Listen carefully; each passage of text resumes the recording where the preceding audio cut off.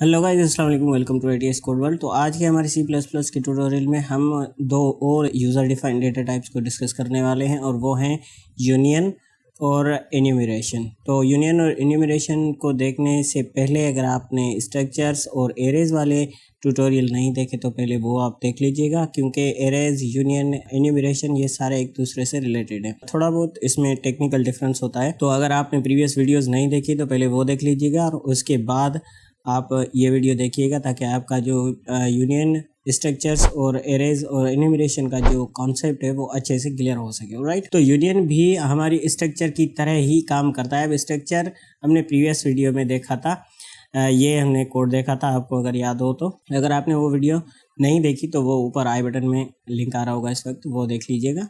Right, तो union भी हमारी सिमिलर तरीके से काम करती है जिस तरह से स्ट्रक्चर काम करता है, लेकिन यहाँ पे थोड़ा सा डिफरेंस है। राइट, तो यहाँ पे मैंने सबसे पहले यूनियन को डिफाइन किया है, यूनियन कीवर्ड हमने लिखा है और सेम वही हमने एग्जांपल लिया हुआ है स्टूडेंट वाला, जिसमें हम कैरेक्टर में उसका नेम का फर्स्ट कैरेक्टर जो है वो स्टोर कर रहे हैं, इंटीजर में उसका रोल नंबर और फ्लोट में उसका हम परसेंटेज ले रहे हैं। राइट, लेकिन स्ट्रक्चर में क्या होता है कि हम एक वेरिएबल में हम डिफरेंट डेटा टाइप्स की वैल्यूज़ को स्टोर कर सकते हैं। जैसे कि हमने इस एग्जांपल में लिया था कि हमने स्टूडेंट का नाम स्टोर किया था, रोल नंबर और उसका परसेंटेज, और उसको 1 बाय 1 हमने प्रिंट किया था। लेकिन C++, जैसे कि हमने हमारी फर्स्ट वीडियो में डिस्कस किया था कि जो C++ है वो हार्डवेयर फ्रेंडली लैंग्वेज है, तो मोस्ट ऑफ द प्रोग्राम जो हार्डवेयर से रिलेटेड होते हैं उसकी डेवलपमेंट हम C++ में करते हैं। राइट, तो छोटी सी जो माइक्रो प्रोसेसर होते हैं या माइक्रो चिप्स जो हम कहते हैं, माइक्रो कंट्रोलर या माइक्रो चिप्स जो होती हैं, उनकी प्रोग्रामिंग करने के लिए हम C++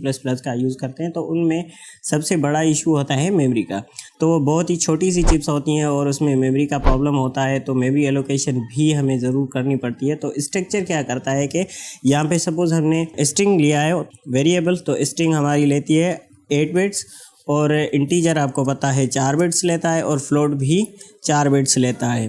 राइट, तो इस तरीके से हमारे 8 और 4 12 और 4 16 बाइट का ये हमने एक स्ट्रक्चर बनाया। ये हमारी मेमोरी में 16 बाइट्स की मेमोरी लेगा। सॉरी, यहाँ पे मैंने बिट्स लिख दिया, ये बिट्स नहीं बाइट्स होते हैं। तो ये 8 बाइट लेता है, रोल नंबर हमारा 4 बाइट्स लेता है क्योंकि ये इंटीजर टाइप का है, और फ्लोट भी 4 बाइट्स लेता है क्योंकि ये फ्लोट टाइप का है। राइट, तो इस तरह से जो स्ट्रक्चर हमारा होता है वो मेमोरी में 16 बाइट की मेमोरी लेगा। लेकिन सपोज हम ऐसा प्रोग्राम लिख रहे हैं जिसमें हमें सिर्फ एक ही वेरिएबल एक टाइम पे हमें चाहिए, तो उसके लिए हम यहाँ पे स्ट्रक्चर लेंगे। लेकिन स्ट्रक्चर में प्रॉब्लम ये होता है कि अगर हम सपोज नाम को यूज़ कर रहे हैं और रोल नंबर और फ्लोट को हमने डिफाइन कर लिया, लेकिन हम इनको इस्तेमाल नहीं कर रहे, हम इनको यूज़ नहीं कर रहे, तो ये जो मेमोरी है वो एलोकेट कर देते हैं, यानी कि फ्री हमारी मेमोरी नहीं रहती है, इसमें मेमोरी ज़्यादा एलोकेशन होती है, तो ये यूज़लेस हो जाता है। तो इस प्रॉब्लम को टैकल करने के लिए हमारे पास C++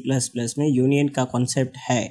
तो यूनियन का कॉन्सेप्ट को समझने के लिए मैं आपको एक छोटा सा एग्जांपल देता हूँ कि सपोज़ आपके पास 3 गाड़ियाँ हैं, कार 1, कार 2 और कार 3। अगर आपको कहीं पे जाना है तो आप ऑब्वियसली उन तीनों में से कोई एक कार का इस्तेमाल करेंगे। राइट, और जिस कार का आप इस्तेमाल करेंगे, आप फ्यूल का खर्चा भी उसमें होगा, आपका जितना भी उस सफ़र में खर्चा होगा गाड़ी के ऊपर वो एक ही गाड़ी के ऊपर होगा। बाकी की 2 गाड़ियाँ जो आपकी खड़ी हैं, घर पे खड़ी हैं, तो उन पे आपका ऑब्वियसली खर्चा नहीं होगा। तो सिमिलरली हमारा जो यूनियन है उसमें भी इस तरह से काम होता है, यानी कि हमने यहाँ पे 3 वेरिएबल डिक्लेयर कर रखे हैं, इन तीनों को इस्तेमाल नहीं करें, सिर्फ एक को इस्तेमाल करते हैं, तो हमारे जो मेमोरी है वो सिर्फ एक ही हमारे वेरिएबल को जाती है। अब यहाँ पे कैरेक्टर हमारा 1 बाइट लेता है, इंटीजर 4 बाइट लेता है और फ्लोट भी 4 बाइट लेता है। तो यहाँ पे अगर ये स्ट्रक्चर होता तो ये हमारा 9 बाइट्स की मेमोरी ऑक्यूपाई करता, लेकिन चूंकि ये स्ट्रक्चर नहीं है, ये एक यूनियन है, तो ये सिर्फ एक ही वेरिएबल जो हम उस टाइम यूज़ कर रहे होंगे उसके लिए मेमोरी एलोकेट करेगा। आप सपोज़ यहाँ पे सबसे मैक्सिमम जो वैल्यू है वो इंटीजर और फ्लोट की है। राइट, तो यहाँ पे सिर्फ ये 4 बाइट, यानी कि जो मैक्सिमम डेटा टाइप लेंगे उसके इक्वल ये जो है अपनी मेमोरी एलोकेट करता है। अब सपोज़ हम अगर नेम को इस्तेमाल करेंगे तो नेम को भी यूनियन में 4 बाइट मिलेंगे। अगर हम रोल नंबर ले रहे हैं तो ये भी सिर्फ 4 बाइट लेगा और परसेंटेज भी 4 बाइट लेगा, क्योंकि हमारे जिस टाइम हम जो वेरिएबल यूज़ कर रहे होते हैं मेमोरी सिर्फ उसी को एलोकेट की जाती है, बाकी की जो मेमोरी होती है वो फ्री में यूज़लेस जिस तरह से स्ट्रक्चर में एलोकेट होती है, ऑक्यूपाई होती है, उस तरह से यहाँ पे नहीं होती है। अब इसको थ्योरेटिकली मैंने आपको बता दिया, अब इसको प्रैक्टिकली देखने के लिए और इसको अच्छे से समझने के लिए मैं इसको कंपाइल करता हूँ और कंपाइल करके आपको रन करके दिखाता हूँ। तो सबसे पहले यहाँ पे हमें first character of your name यानी कि अपने नाम का पहला कैरेक्टर एंटर कीजिए। तो यहाँ पे सपोज मैं के एंटर कर देता हूँ और अब हमें यहाँ पे योर कैरेक्टर इज़ के, ऑलराइट। तो हमें यहाँ पे ठीक से आउटपुट मिल रही है। अब जैसे ही हम रोल नंबर इंटर करेंगे, यहाँ पे हमें रोल नंबर इंटर करने के लिए कहा जा रहा है, तो हम यहाँ पे 78 इंटर करेंगे तो रोल नंबर जो है वो हमें 78 मिल रहा है। लेकिन हमारा जो कैरेक्टर है मैंने के एंटर किया था और यहाँ पे शो हो रहा है एन। अब ऐसा क्यों हो रहा है? क्योंकि यूनियन जो है वो हम अगर दूसरा वेरिएबल इस्तेमाल करते हैं तो प्रीवियस जो होता है उसकी जो मेमोरी है उसको रिप्लेस किया जाता है हमारे न्यू वेरिएबल के साथ। यानी कि पहले हम कैरेक्टर इस्तेमाल कर रहे थे, बाकी के दो जो थे हमारे वो यूज़ नहीं हो रहे थे, तो जो मेमोरी थी वो हमारे कैरेक्टर को मिल रही थी। अब जैसे ही हमने रोल नंबर एंटर किया तो रोल नंबर के लिए भी मेमोरी चाहिए, तो जो कैरेक्टर को मिल रही थी वो अब हमें मिल रही है रोल नंबर में यानी कि इंटीजर में, राइट। अब इसको थोड़ा सा आगे भी देख लेते हैं। हम परसेंटेज एंटर कर देते हैं, सपोज 96.345 क्योंकि हमने उसको फ्लोट लिया है। अब जैसे ही मैं एंटर करूँगा तो यहाँ पे आपको परसेंटेज तो बिल्कुल वही मिलेगा जो हमने इंटर किया है, 96.345। ध्यान देने वाली बात यहाँ पे है रोल नंबर। तो रोल नंबर के लिए हमारे पास बिल्कुल ही अलग से यहाँ पे नंबर शो हो रहा है और कैरेक्टर भी हमारा जो है वो अलग शो हो रहा है। यानी कि हमने के एंटर किया था लेकिन यहाँ पे एन हमें दिखाई दे रहा है और यहाँ पर भी हमें एन दिखाई दे रहा था। तो इसका मतलब सिंपल ये होता है कि हम अगर यूनियन में एक से ज़्यादा वेरिएबल लेते हैं और किसी टाइम पे हम सिर्फ एक को इस्तेमाल करना चाहते हैं तो जो मेमोरी है वो 3 के बजाय सिर्फ एक को ही एलोकेट की जाती है और बाकी की जो हमारी मेमोरी होती है वो यूज़लेस ऑक्यूपाई नहीं की जाती, जैसे कि स्ट्रक्चर में होता है। तो स्ट्रक्चर में अगर ये स्ट्रक्चर होता तो 9 बाइट लेता, लेकिन ये स्ट्रक्चर नहीं यूनियन है तो ये सिर्फ 9 बाइट लेगा। और इसी तरह से हमारा जो ये यूनियन है ये काम करता है। सिंपली इसको मेमोरी एलोकेशन के हिसाब से बनाया गया है, राइट। तो आई होप कि आपको यूनियन का कॉन्सेप्ट समझ में आ गया होगा। और अब बात कर लेते हैं हम एन्यूमरेशन की। तो इसको मैं मिटा देता हूँ और ये कोड भी मैं हटा देता हूँ और मेरे पास एन्यूमरेशन का कोड लिखा हुआ है तो मैं उसको यहाँ पे कॉपी पेस्ट कर लेता हूँ और फिर मैं आपको बताता हूँ इसके बारे में। राइट गाइस, तो मैंने एन्यूमरेशन का कोड जो है वो कॉपी कर लिया है, यहाँ पे पेस्ट कर लिया है। और अब इसकी बात कर लेते हैं। तो एन्यूमरेशन को डिक्लेयर करने के लिए हम enum कीवर्ड का इस्तेमाल करते हैं और एन्यूमरेशन का हम नाम देते हैं और उसके अंदर हम वैल्यूज़ इंटर करते हैं। अब यहाँ पे मैंने सिंपली वीक के जो डेज हैं उनका एग्जाम्पल लिया है, लेकिन एन्यूमरेशन क्या करता है कि हमारी जो वैल्यूज़ होती है उनका हमें सिंपली ये इंडेक्स रिटर्न कर रहा है। अब इंडेक्स का अगर आपको पता नहीं है तो ऊपर आई बटन में एरेज वाली वीडियो आ रही होगी, उस पर क्लिक कीजिएगा और इंडेक्स के बारे में मैंने आपको वहाँ पे अच्छे से बताया है तो वो देख लीजिए। अगर आप देख चुके हैं तो इंडेक्स वही सेम है जो हम एरे में लेते हैं, यानी कि जो हमारा फर्स्ट हमारा वेरिएबल होता है या फर्स्ट वैल्यू होती है तो उसको हम 0 से लेते हैं और बाकी के 1 2 3 के हिसाब से इंडेक्स एलोकेट किए जाते हैं, राइट। और उसके बाद यहाँ पे मैंने ये जो एन्यूमरेशन है उसको मैंने यहाँ पे लिखा है डेज और उसको हम सिंगल डे में लिख रहे हैं, यानी कि हम डेज की जो वैल्यूज़ हैं उसको हम असाइन कर रहे हैं सैटरडे के साथ।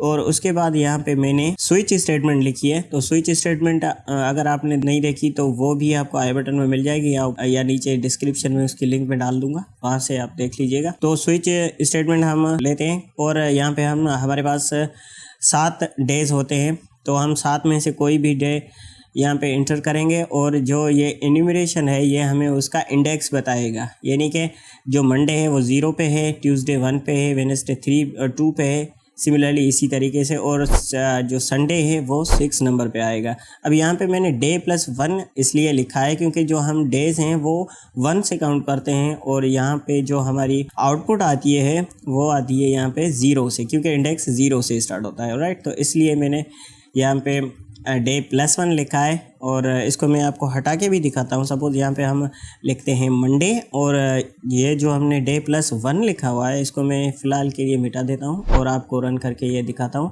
कि Monday is 0 day of the week, यानी कि 0 डे यानी कि पहला डे होता है तो 0 थोड़ा सा awkward लगता है, तो इसलिए मैंने डे प्लस 1 कर दिया। अब इसको अगेन मैं कंपाइल करके रन करता हूँ तो Monday is 1 day of the week, यानी कि मंडे जो है वो वीक का पहला दिन होता है। राइट, तो इन्यूमरेशन सिंपली क्या करती है कि हम यहाँ पे यूज़र डिफाइंड डेटा टाइप है, हम यहाँ पे अपनी मर्ज़ी से वैल्यूज़ लिखते हैं और उनकी जो हमें आउटपुट है वो हमें नंबर में चाहिए, तो उसके लिए हम इन्यूमरेशन का इस्तेमाल करते हैं। राइट, और यहाँ पे हमने इनम ऊपर लिखा था, अब इसको सिंपली यहाँ पे भी लिख सकते हैं, तो हमें कोई भी एरर नहीं मिलेगी। अब इसको मंडे को मैं चेंज करके यहाँ पे वेडनेसडे लिख देता हूँ, तो वेडनेसडे के अकॉर्डिंग हमें जो आउटपुट है वो मिलेगी कि Wednesday is 3rd day of the week, यानी कि वेडनेसडे हफ्ते का तीसरा दिन होता है। तो ये होती है हमारी इन्यूमरेशन और यूनियंस। आई होप कि आपको समझ में आ गई होगी। अब अगर हम ये सेम आउटपुट अगर हम एरे में लेना चाहें तो हम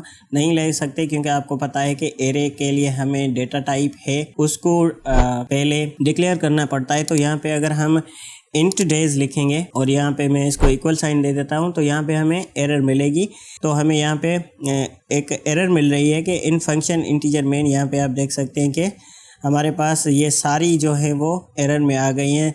यहाँ पे आप मंडे देख सकते हैं कि Monday does not have integral enumeration type, यानी कि ये एक इन्यूमरेशन टाइप का है और हम इसको एरे में ले रहे हैं, तो इसलिए हमें यहाँ पे एरर दे रहा है। अब सिमिलरली अगर इसको मैं कैरेक्टर में भी लेना चाहूँ तो भी हमें यहाँ पे एरर्स मिलेंगी। यहाँ पे आप देख सकते हैं कि Monday was not declare in this scope, क्योंकि ये हमने इन्यूमरेशन है और उसको हम एरे के तौर पर लेके इसको आउटपुट लेना चाह रहे हैं, तो इस तरीके से नहीं होता। तो अगर आप अपने प्रोग्राम में इस तरह से चाहते हैं जो वैल्यूज़ हैं वो हम अपनी मर्ज़ी से इंटर करें और उसका जो हमें आउटपुट है वो हमें इंडेक्स में मिल सके, तो इस तरह के प्रोग्राम को अचीव करने के लिए हमें जो डेज है उसको इन्यूमरेशन करना पड़ेगा। अब फिर से मैंने इसको कंपाइल कर दिया है और यहाँ पे आप देख सकते हैं कि कोई भी एरर हमें यहाँ पे नहीं दिखाई दे रही कंपाइल लॉग में, क्योंकि तो इसका मतलब है कि हमारा प्रोग्राम सही तरीके से रन कर गया है। और अगेन मैं इसको रन करता हूँ तो हमें वही आउटपुट मिल रही है। तो आई होप कि आपको इन्यूमरेशन, एरेज, स्ट्रक्चर्स और यूनियन में डिफरेंस पता चल गया होगा और समझ में भी आया होगा। और अगर आपको ये वीडियो अच्छी लगी है तो लाइक कीजिएगा, शेयर कीजिएगा, चैनल को सब्सक्राइब करना मत भूलिएगा। मिलते हैं इंशाल्लाह अगली वीडियो में, तब तक के लिए अल्लाह हाफिज़।